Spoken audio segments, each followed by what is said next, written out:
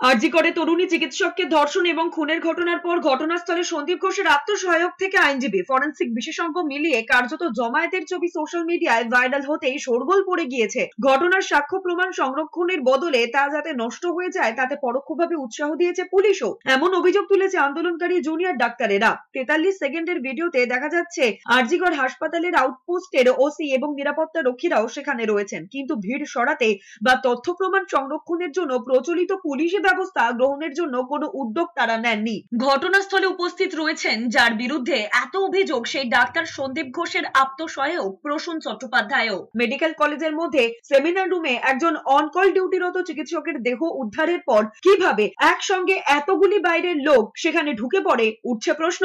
ছবি দেখে আন্দাজ সেখানে ঘরের মধ্যেই ছিলেন প্রায় জনা 30-এর ব্যক্তি। খবর পেয়ে হুড়মুড়িয়ে ঢুকছিলেন আর বেরোচ্ছিলেন বিভিন্ন মানুষ।